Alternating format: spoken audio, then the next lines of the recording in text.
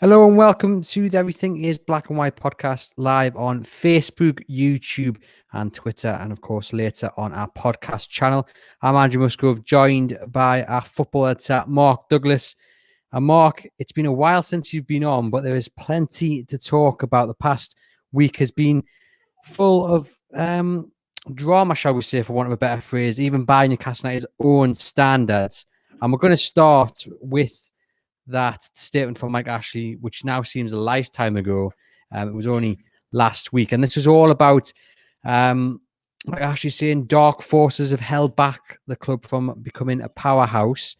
And then he announced also that the club had launched an anti-competition lawsuit against the Premier League to do with the takeover. I mean, first off, Mark, what was your initial reaction when you saw this statement drop?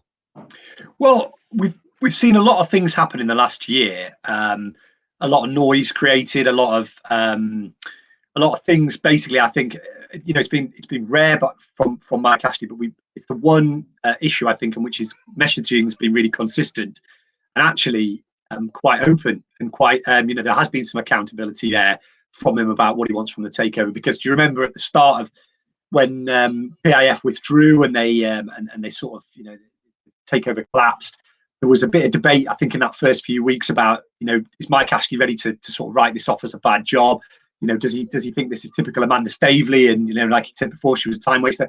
But I think we've seen in the last year that he is 100% committed to this takeover. I think, look, it's not all altruism. I think there is an element of it that he does want Newcastle to be under new owners who can take the club forward. But there's also, there's a hell of a lot of commercial benefits to it for him as well. So what I found really interesting about the last week was the fact that the HMRC thing, which is not anything to do with the takeover. I know there is obviously the Ryder reported last week there's a link to it, and that quite some people who've looked at the club have made that a bit of a sticking point, and it has been something where people have tried to get money knocked off the club in the past for that. But it's not actually anything to do with the Premier League. It's not anything to do with the takeover. But he did get that dig in about dark forces. And he's clearly of the opinion that the Premier League have blocked this because the forces who've worked on the ESL are the ones who control the Premier League. Now, that is, for me, absolute dynamite. That is an owner who sat at the table, who's been involved in the Premier League for, over 10 years, effectively accusing that organisation of taking a decision that he did, because they have a malignant wish for Newcastle United not to be taken forward. Now, I think some of that's genuine. I think some of it is playing to the PIF, because I think all parties here need to keep the Saudi Arabian Public Investment Fund very much engaged, because they know this goes nowhere. If the PIF walk away, or they're not convinced anymore that there's enthusiasm for the deal, it won't happen. And so far, I think a lot of what's happened in the last year has been about keeping the Public Investment Fund at the table, because I know from speaking to people around Takeover that there are a lot of clubs, not in England, by the way, that have approached the PIF, have gone to the PIF and said, look, you want a football club? We are in a better position than Newcastle United, or we can do this, we can do that. But so far, they haven't done that. There was a lot of talk about Inter Milan. There's been some talk about Marseille. Neither of those clubs anywhere close to being taken over by the PIF, whereas Newcastle United last summer were very, very close. So I think there's part of that with Mike Ashley.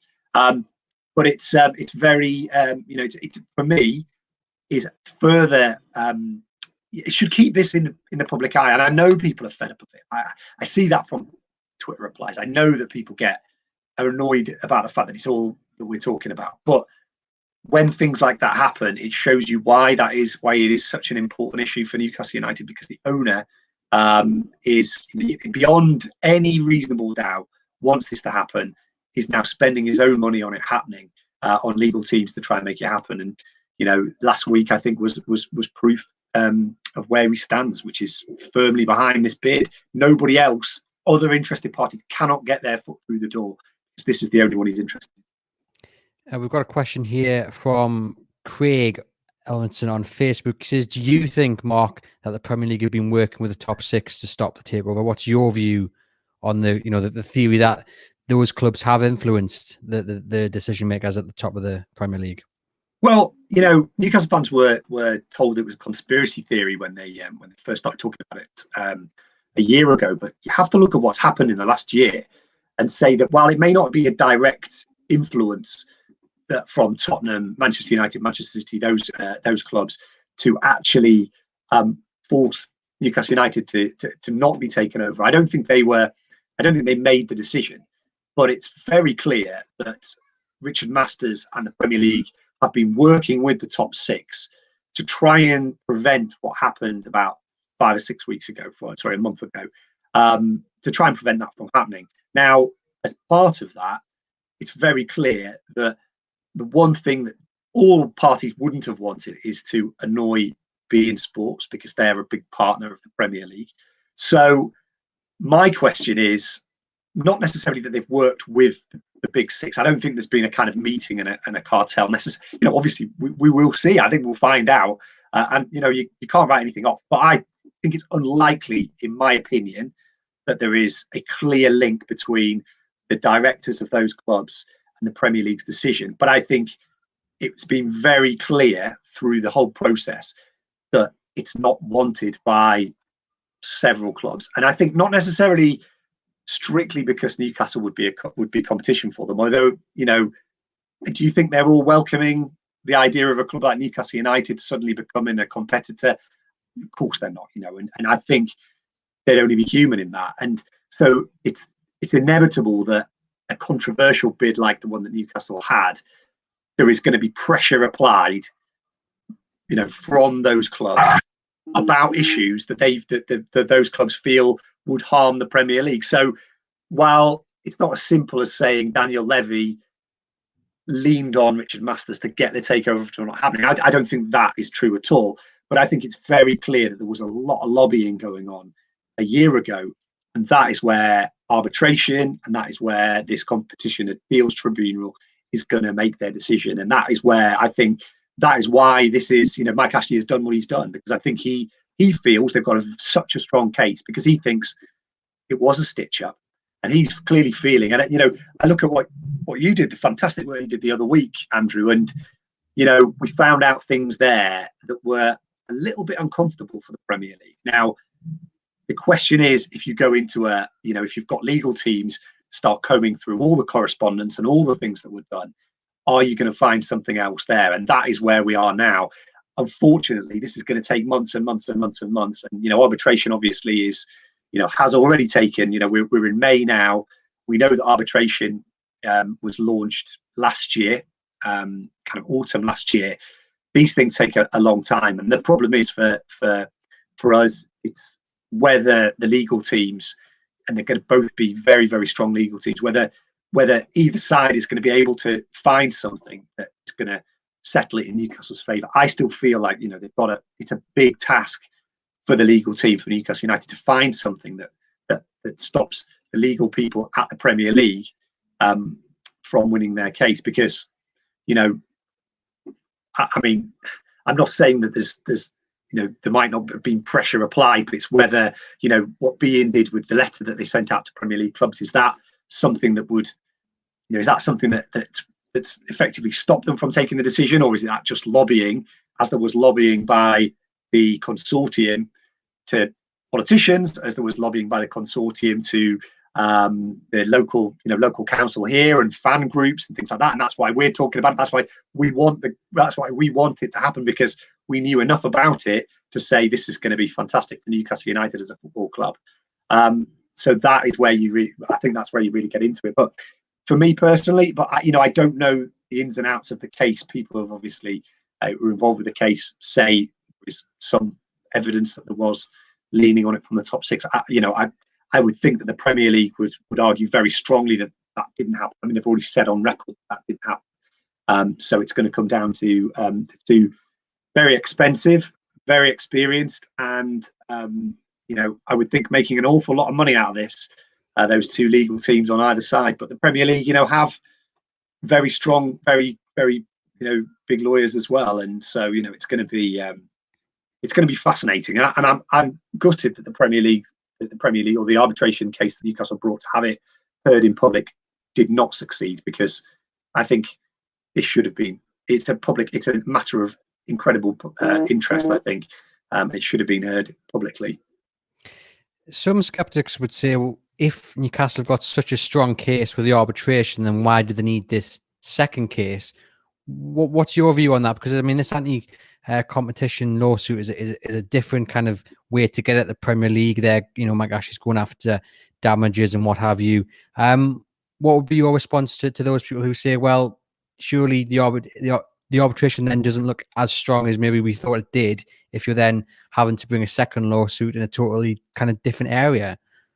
Well, interestingly, I've spoken to a legal expert who, for a piece that will go up in the next couple of days, who gave me a really quite interesting, quite compelling reason for probably he thinks that why they've done the two cases parallel. I mean, I think for me, it looks like they're trying to put pressure on the Premier League, because I think all along the people involved in this have hoped that there would be a resolution that could be reached without it actually going to court.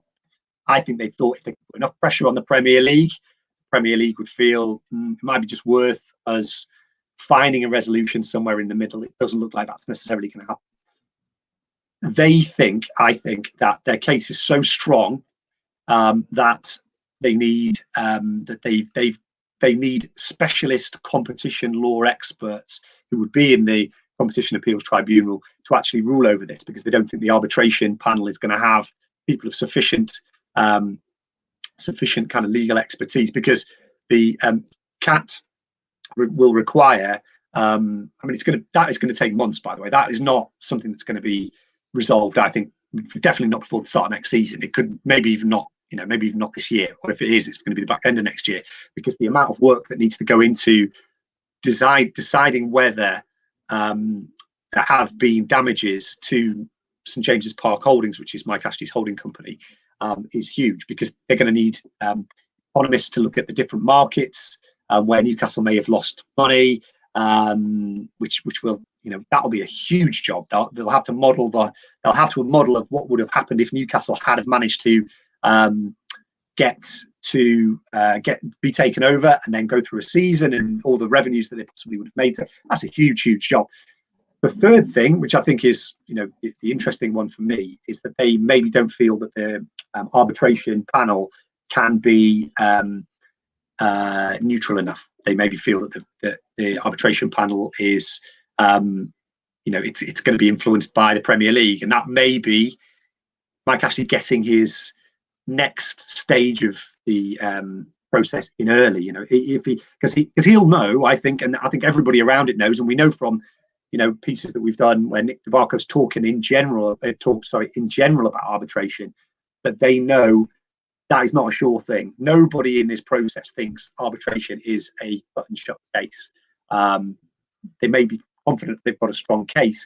They don't know that it's definitely going to happen. So it may be that Mike Ashley is getting in the next stage early, and he may be looking at it and saying, I'm prepared to go right to the ends of where I can take this to make sure this thing happens, which is both good and bad, because I suppose from a positive perspective, we know that this is, I know from speaking to people at the PIF, this is a transformative plan by the consortium. It's huge what they would do to Newcastle United, and the people involved are very clear about that as well. But from a negative side, if the arbitration doesn't pass and they go to the CAT, which again, they're hoping that the CAT can injunct the Premier League to overturn the decision that they made, or non-decision that they made about the takeover. That could take months. You could get to the end of the year, or you could get to kind of September, October. You've still got Newcastle United under Mike Ashley's ownership, potentially with a similar season to the one we had this year, where kind of model along, trying to stay in the Premier League so that this takeover can stay alive. Now, we've been in purgatory for a year now. Do we have the stomach for another year of it? Mike Ashley might argue that, look, for the greater good, I'm confident that this is going to end up working at some point. Stick with me. That'll be the argument, I think, that you get from Mike Ashley. But the problem with all of this is that while on one hand it's very clear that Mike Ashley still wants this deal to happen, and all the things that we were told they were going to do are happening, we don't know whether this is going to result in the takeover happening. But you can see from everything that's happened over the last 3 months, and I think it has ramped up in the last 3 months, that there's an awful lot at stake here. Nobody is going away anytime soon with this. Stavey wants this to happen. Ashley wants it to happen. The Rubens want it to happen. All the people involved around in this deal want it to happen. And they're hoping that if they're applying enough pressure, there may be a resolution somewhere down the line. And I think personally, I hope that's all. I mean, there's some irony though, isn't there? Mike Ashley talking about dark forces when he's had the club for, on 12 years and suffered 2 relegations, and it has tended to be a battle against relegate or a battle for survival, other than obviously that brilliant 5th place finish with Alan Pardew. And there is some irony in that statement because, he could have been the man to invest properly in Newcastle United, invest in it as a football club, not run it like a business, and take Newcastle United, up to where we all think they belong. Yeah, the big frustration for me with Mike Ashley is not actually necessarily how he's run the football club in terms of making it sustainable. I think, I read something, it was Graham Souness, I think, wrote something in the Sunday Times about 3 weeks ago about the ESL, saying that Mike Ashley, saying that fans can't have it both ways. And he put Mike Ashley and what Mike Ashley's done at Newcastle as an example of, well, this man has made the football club sustainable. He's made it, that was his aim, to make the football club sustainable, and the fans still don't like it, which I think was a total misunderstanding of why Newcastle fans are upset. Now, I think you would still have 10 to 20% of the Newcastle fan base upset if Mike Ashley was making it sustainable, but his communication and the way that he went about it was better. You'd still have 10 to 20% of people saying he's holding us back. We need to try and sell to somebody bigger. But I think the trick that they've missed from the very start with Mike Ashley is not what Mike Ashley's done. It's the way that they've sold it. It's the bad decisions that they've taken in the interim. Having somebody like Lee Charnley there who doesn't explain, who when he does explain, does it in a way, I think he doesn't use the language that he should do to sell what they're trying to do as a football club. They don't get the right people in place. They don't, they impose a transfer policy on managers that doesn't work. If they'd have had some people in there who knew football and knew the Newcastle United fan base, let's say they went around and toured the pubs and clubs in Newcastle, the supporters clubs, and you had guys like, Bob Bunker, and put Bob Bunker, give him the freedom to actually go to the clubs, explain what was happening at Newcastle. But then, you add on to that other people, like you talk to people and you make it clear that the right people are in place. And yes, there's going to be financial constraints as opposed to Manchester City, but you're going to do it in the right way. And your model is going to be, we're going to strain at the leash to do everything we can as a football club we're going to squeeze everything we can out of this football club. And you communicated that in the right way, rather than the way that they've done it, which is jobs for the boys at times, Joe getting jobs, Dennis Wise getting jobs. Because Newcastle United fans are not stupid. They know that Mike Ashley, for all that he says, for all that the club say they're ambitious and they want to do things, they can see what's actually happened, which is a hollowed out structure. There's no, there's not enough executives in there. There's not enough football experience in the boardroom. The good decisions that Newcastle take aren't communicated well enough. They are totally isolated from the city. They're totally isolated now. I mean, they don't communicate. They don't give interviews anymore. They don't. They're not interested in kind of engaging. They see it as that everybody wants them to fail now, and that's the problem with what Mike Ashley's done. It's not that his model for the football club is necessarily wrong, although we can argue over things like commercial revenue. And there was a great graph that went round the other week from Swiss Ramble, looking at the way that Ashley's been put in the least in terms of infrastructure spending of any of the 20 football clubs in the Premier League, which is another big problem, I think, for me, because he hasn't seen the value of bigger things. But if he had football people involved in the football club and actually listened to them, he would do that. He had that with Rafa, and I know that this is going to be an unpopular sentiment. He has that with Steve Bruce, and Steve Bruce is a football person. Whatever you think about Steve Bruce, he's a football person. He recognised last summer, Steve Bruce, we're going to get relegated if you don't buy me a proper striker. And actually listened, and Callum Wilson came on board. But why hasn't actually listened to proper football people who've been involved in the past, who've told him how he needs to run his football club? That's the big question for me, and it's the reason why we're here and we desperately want him to go. But yeah, it felt weird to hear him talk about dark forces when, you know, the people who've held Newcastle back have been bad decisions by Ashley, who, you know, could have done it so differently. It could have been my philosophy, what I thought Newcastle should have been was Mike Ashley should have come in, and after a couple of years when Man City started to spend big, he should have turned everything round and said, right, I'm going to get people in the boardroom, and I'm going to sell this to Newcastle fans as it's us against the world. Me, you, everybody. Exactly what he's doing now with the takeover, by the way. It's us against the world. I need to squeeze every single thing I can get out of this football club. I'm going to get fan representation on the board. I'm going to get the right people involved. I'm going to get the right manager who has a connection with the fans. I'm going to throw money at the academy. I'm going to do it these ways, and my communication is going to be effective from the start. My whole philosophy is going to be, it's all of us against you. And if I make a mistake, I'm going to hold my hands up. I'm going to get you in, very much like Keegan did back in the day with, on the steps. We all watched the entertainment documentary the other week. That is what he should have done. Why he didn't, I don't know. I think he got burned. He got the wrong people involved. He felt everybody was out to get him, and he just felt, oh, they don't want me here, and I'm just going to run it exactly how I want. I'm not going to explain it. He annoyed the wrong people, didn't he? He strung Alan Shearer along. Keegan was, treated pretty abominably.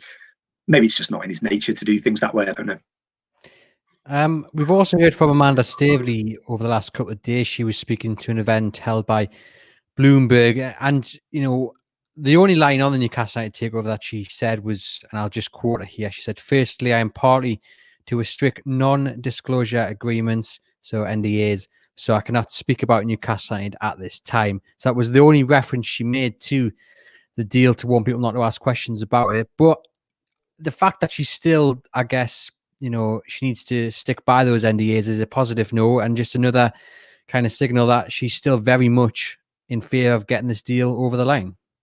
Yeah, the NDA line always makes me laugh. I've been working on takeover stories for the best part of about 8 years, and NDAs seem pretty flexible because she was surely subject to the same NDAs last summer when she gave 3 or 4 big interviews about the Newcastle United takeover. So, but I think it made sense. It made total sense. I totally understood why she said that, because what's the point in her talking about the Newcastle United takeover right now when she's got absolutely no control over what happens from now on? It's Mike Ashley who is the man now who has the say. It's him and it's the Premier League. But yeah, I totally agree with you. The NDA is still in place. She still wants it to happen. Like you said, I think, was it 2 or 3 years ago? I think she gave an interview where she was actually working on the Saudi Arabia deal, I think, at the time. But her last attempt to take Newcastle United over had passed, and she did talk freely about Newcastle United and about wanting to take over a Premier League club. So it tells you a lot about the delicate situation the takeover's in. Now, we talk about communications, by the way, and the Consortium and the PCP Capital Partners. They are, like, I think it would be night and day with them. Look at the way that they've communicated in the last sort of, they can't say anything about Newcastle United, but you've got Medad Gudossi tweeting.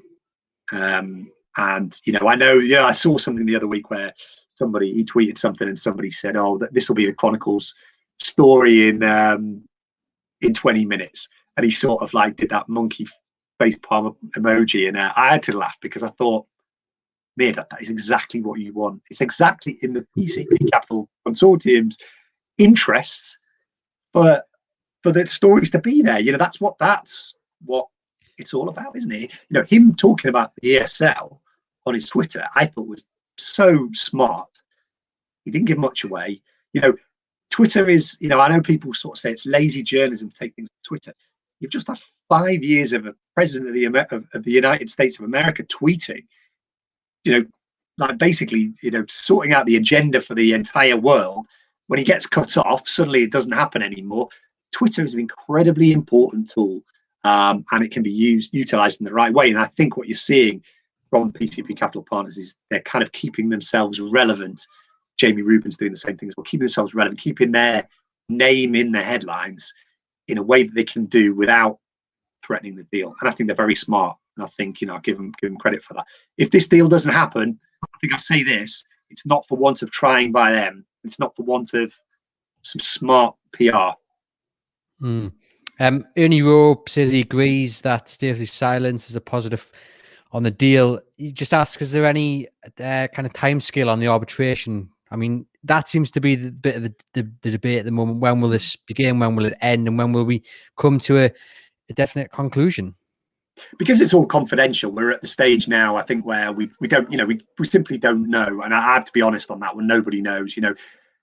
I was in the impression that it would have been done by now, back when it was launched, given, you can't get anybody involved in this arbitration to give you a timeline. You can get people around the deal to estimate when they hope it might be done. And I think, what we've been told is the optimistic take is that it could be done in the summer, and summer probably starts in 6 weeks or so, doesn't it? And would probably end towards the start of next season. But that's an optimistic take from what we're hearing from people at the start of the season. So I know that Newcastle United's opinion on all of this is that we need to effectively get to business as usual during the close season. We'll make plans and what have you. So I think it's, from what I've heard, the summer is when the arbitration will get underway.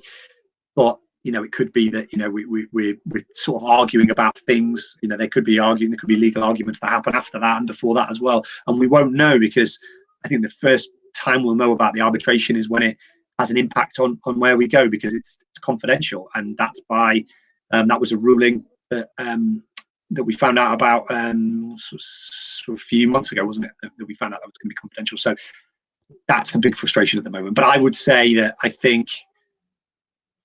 I hate saying things like this because I can guarantee in 3 days' time we'll find out the arbitration's happened and the takeover's happening. Well, I can't guarantee that. That's the problem. But arbitration is, it's the key. It's the thing that's going to happen. The CAT case is not short term. They're not short term. The arbitration is the potential fix. That's the issue, isn't it? At the moment, we just don't know. Just a final question on the takeover then. Is there a worry that Mike Ashley has literally put his eggs in all one basket? Anybody that has a potential interest in buying Newcastle has kind of been shoved away. It's all about this Saudi takeover. And if both lawsuits or the arbitration, whatever you want to call them, fail, then we're back to square one. We're stuck with Mike Ashley. And he may have, in the process, miffed off a few potential buyers, and they won't want to come back to the table. They've moved on somewhere else. I mean, it's a big gamble, isn't it, to be this confident that this is going to end with the Saudi PIF taking over Newcastle? Yeah, absolutely. And I think there's a for me, I think it's the balance, isn't it? That Mike Ashley would say, well, I have cast my net out there. I got some serious people who wanted to buy the club, but then it failed. It failed in terms of Peter Kenyon. It failed in terms of GACP Capital Partners, I think, who were a consortium that were serious about buying. And then you got BZG, who, in my opinion, weren't serious contenders. So he would say, I've done that. I've looked at it. And, I think if anybody came in who blew them away, they would possibly reassess. But I think anybody who's looking at the club at the moment, who's probably testing the water, there's not a lot of people out there who are as serious, I don't think, as the PIF at the moment. We're in a very strange economic climate at the moment, and there's a lot of people who want to buy football clubs, but there's not a lot of people who necessarily have the ready cash to go and do it. Now, we've seen by how many times at Newcastle we've had people express an interest or show an interest. I mean, you've spoken to a Mexican group who I think have re-emerged today. They wanted to buy the football club. They talked about it. They spoke to Mike Ashley. It didn't happen.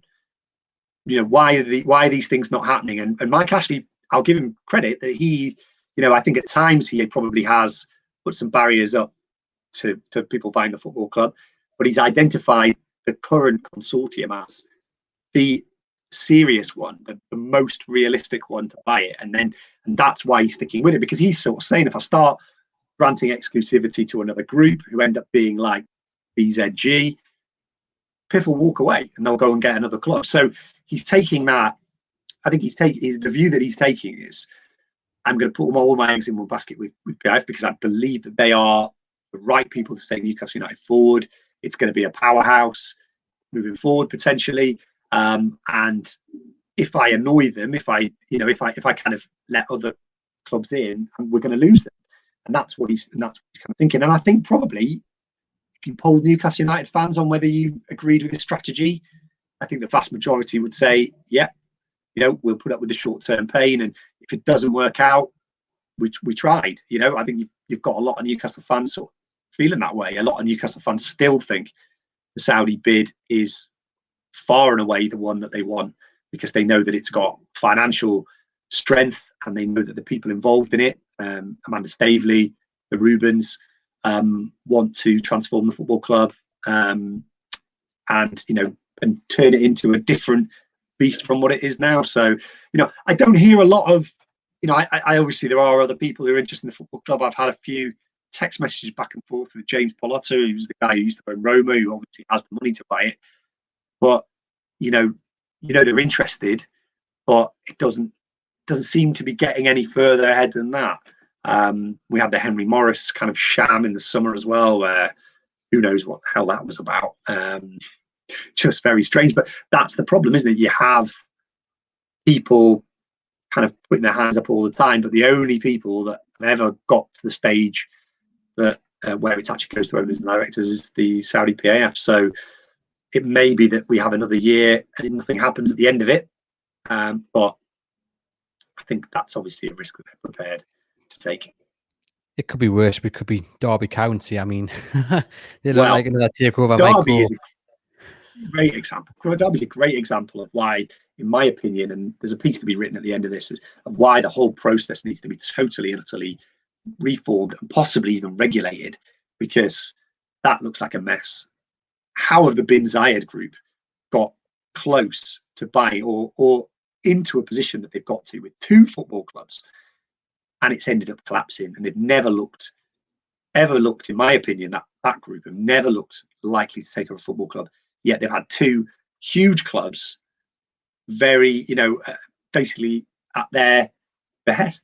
Very strange. The whole thing is very weird, and I don't like it. I've got to be honest. I know it's been all we've talked about for how many ever years, but it's actually dull, very, very dull, and Wild West, to be perfectly honest. Well, I think Arsene Wenger said it last week when the whole rumour of the Spotify founder taking over Arsenal, and he said, look, the best takeovers are the ones where you don't hear anything about them until they've got the keys, and that's spot on for any club. We'll move on, Mark, to the Leicester game. Great performance.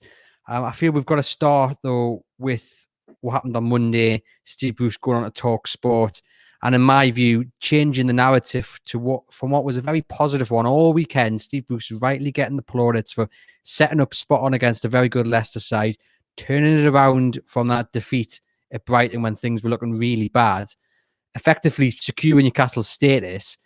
He then goes on national radio and utters the statement which no Newcastle United manager should ever do, and that is expectation. It's difficult to manage, and instantly, whether he's meant to do it or not, it's changed the narrative into a negative one. And instead of celebrating Newcastle's Premier League status being confirmed, that great performance, the focus isn't fully on the positives. It's now, it's taken a step back, in my opinion. Yeah, I mean, for me, the frustration is it just entrenches everybody into the camps that they're in. I'm sure that obviously I haven't been to a game. You haven't been to a game. I've not been to a press conference for over a year, so I don't know how Steve Bruce feels about things. I'm sure at the moment I'm not his favourite person. I'm sure there's a few people in the press pack who aren't his favourite people, because we said 4 or 5 weeks ago we thought his time was up. But I feel that he is entitled to say what he wants about Newcastle United. He's entitled to say it. But for me, I just don't like. I don't like the way it entrenches everybody in their camps. I I felt he should have gone 6 weeks ago. But I feel the last 6 weeks, and if what happened on Friday is an example of what we've got to come next season, great. Steve Bruce is the man to take Newcastle forward if that happened. That was the one thing I always said about him. He hadn't shown until about 6-7 weeks ago any sign that he was taking Newcastle United forward. Ironically, I think in the last 6 weeks, they have started to play better. They have started to show signs.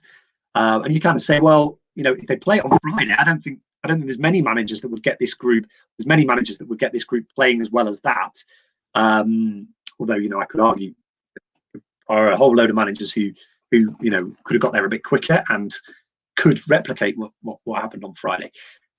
What I don't like is the idea that now you're either pro Bruce or you're anti Bruce, and the pundits are pro. So the pundits who are pro Bruce spin everything around to be positive. I mean, I saw after the Liverpool draw, it was a BT final score where Robbie Savage was there, and he kind of it was very much well, will Newcastle fans give him credit now? And you're not there to stand up for Steve Bruce. That's not, as a pundit, you're not. It doesn't matter whether you're friends with him or not. You're meant to assess what you see in front of you, and as a reporter, I think that's what we're meant to do. When I was on Friday, I sort of said, wow, that was fantastic, and it was brilliant, and Steve Bruce deserved the plaudits, and they're now safe with 3 games to go, which you didn't think they would be 6 weeks ago. I think at the end of the season, I think you'd say more negative than positive, but they're finishing really, really well. So fantastic. I just hate the fact that the whole narrative is you're either pro or anti. It's the same with journalists. It seems to be you're either anti Steve Bruce or you're pro Steve Bruce. And for me, I'm not anti Steve Bruce. I'm not pro Steve Bruce. I'm pro looking at what's in front of you and taking a decision on what you see. And those quotes just sort of brought us all back. And he's I kind of say, well, he's entitled to say what he thinks, and he's entitled because he's got pelters, so he's entitled to say what he thinks. And I've always said that if he wants to hit back at journalists, he can hit back at journalists. That's fine. But the problem is he must know, and he must have realised that journalists don't, it's not journalists, sorry, fans don't like to hear that they've got high expectations, because they don't have high expectations at the moment. Their expectations is that Newcastle should play better, and so it was frustrating. But I will stand up for him. He's allowed to say what he wants to say about Newcastle United, and then also allowed to say that I don't agree with what he said. And if we're going to be adults about the whole Steve Bruce thing, it would be great, because it's not a personal thing for me. It never ever has been. I think he's always been, heart on his sleeve kind of guy. A lot of people really love that in football. I don't think I've ever really got close to Steve Bruce, because I think he is quite, he's kind of old school in that if you're a journalist who he kind of likes, then you've got to kind of put across what he thinks and all that. And I think that's, it's kind of, you're either in there or you're not. I think sometimes with some of those kind of managers, which is fine. That's how people operate. And look, when Rafa Benitez was here, and he used to give us bits and pieces. I can say I like Rafa Benitez. I like Chris Hughton. I like certain managers, and I'd like to think that, really with Steve Bruce, it's all about assessing what you've seen in front of you. And 6 weeks ago, it wasn't good enough. Now it's good. I just feel he hasn't necessarily yet understood why the whole Mike Ashley Newcastle United is not liked, and is not, why anybody who manages them is always going to get the accusations that he's got. And he was warned about that before he started. Alan Shearer told him. So difficult, and I don't like to see it become toxic for anybody. Because he's done what he was kind of employed to do for the last couple of seasons, and you can't talk about expectations. You can't talk about expectations. You just can't do it as Newcastle manager. No, I just think it's frustrating, because we should be talking positively about what happened on Friday and going into Man City on a bounce. Hopefully they'll have a bit of a hangover. Newcastle are, mathematically secure now in the Premier League, and instead here we are talking about this, and then Simon Jordan coming out and saying Newcastle, some supporters are mouthy little cowards, and it's all now. It's just so necessary, because it didn't need to happen, but it has. We'll move on, and just just focus on them positives from Leicester, because okay, Callum Wilson is now out injured, unfortunately, which is a big blow. But the performance was just brilliant. It was entertaining. It was a joy to watch, and Newcastle thoroughly deserved it. They were dominant, especially in that first half, even for most of the second half as well. It was just brilliant to watch. And Steve Bruce said it was one of the best performances he's seen since he's been here, and I agree with him on that. Probably one of the best performances of recent years, really. And like you said, Mark, if that's the platform going into next season, then I'm all for it. Yeah, absolutely. Yeah, it was a really good performance. I think what you've seen is Newcastle have kind of, with Graham Jones as the assistant manager, they have changed subtly the way that they're playing. What I think has worked is getting their best players back, and those players actually being in good condition, and sort of playing the way that they did on Friday was it's about 40%, I would say, tactics, and about 60% the players. Just belief is back, effort's back. They're all fit. That's the one thing that I think you could really say that they're not at half. They're not at like kind of 40, 50, 60% fitness. Those three players were all fit, and they caused Leicester so many problems. It was fantastic to watch, and I think that is what this Newcastle team is capable of if they put it together. I never felt that it was a relegation team. I know some people have said that before, but it's not. It's actually quite an interesting team that's been put together. They started. What was good as well about Friday was that they started off quite poorly. Actually, they first 5 minutes it was all Leicester, wasn't it? Leicester had, and then Newcastle slowly kind of got their way into the game, and I thought that was really that was a real positive as well. Great to watch Callum Wilson playing the way that he was. I think on that form, he's been such a pleasure to watch this season. Quick, strong, technique. I mean, if he hadn't had the injuries he'd have, I think he would have been a regular at a top 4 club. He's that good. He really is that good. And I've loved watching him play. Alan Saint-Maximin, great to watch as well, but I think he wasn't at his number one at his best. I think Joe Willock, has come on in leaps and bounds since his loan spell.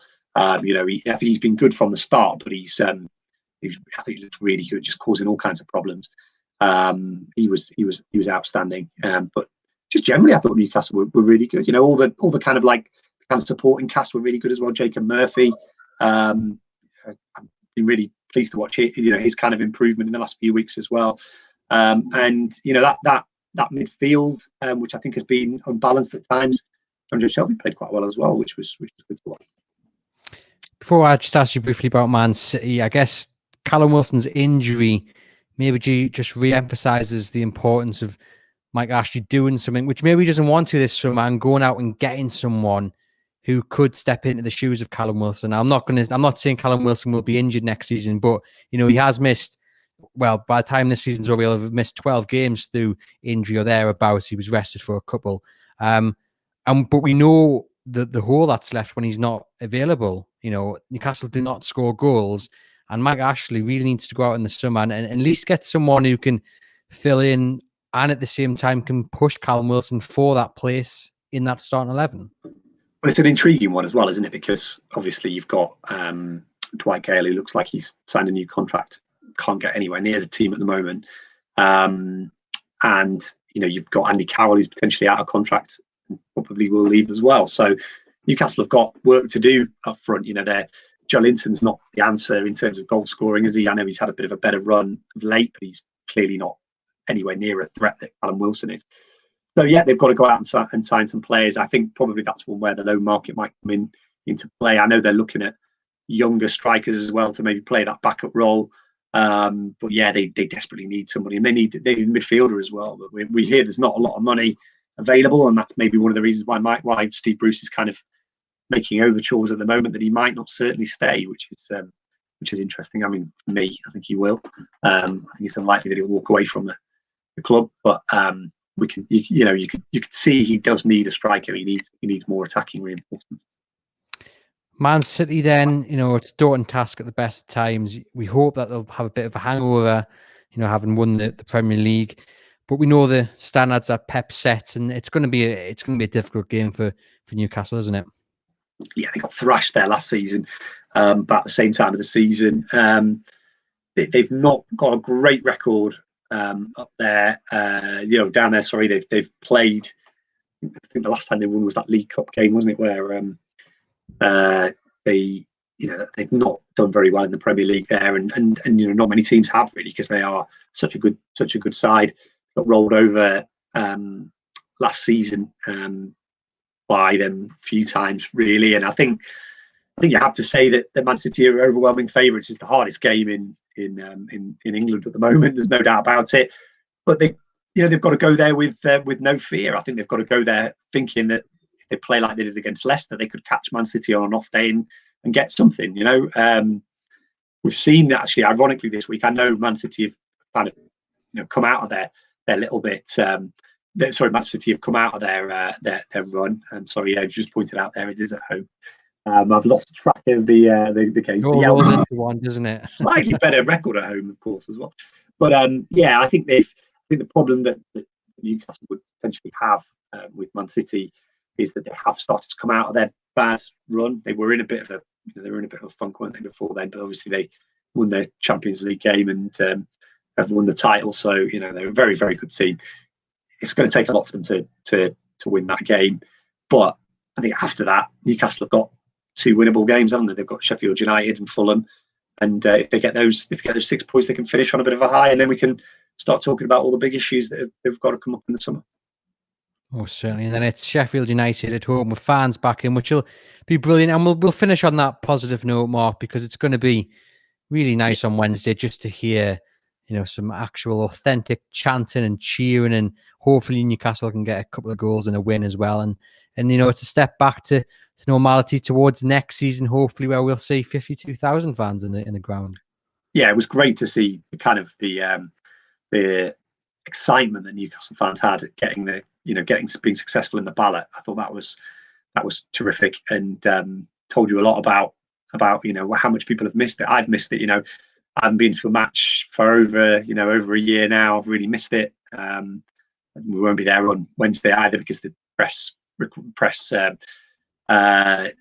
are still the same. They're still not allowing any more journalists in. I think that's probably the right decision, because safety's very important, and got to get this right. I think nobody wants to see things go wrong at this stage. We've done so well. I'm hoping that by the time that comes around, I might have had my COVID vaccination as well, which will be another step on the road to kind of to hopefully get normality. But I think we've all missed it, and it's really needed. It adds another subplot as well. What's the reaction going to be like to produce by those fans who were there? We'll sure be talking about that in the run up to the game on Wednesday.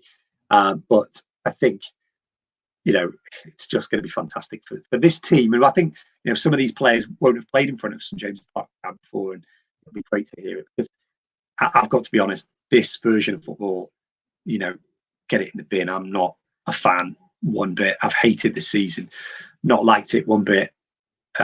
Just don't want ever to hear behind closed doors football again. I mean, if you ever watch it without the fake crowd noise, it's so flat, it's horrible, and it's not football, and I don't think it's sustainable long term.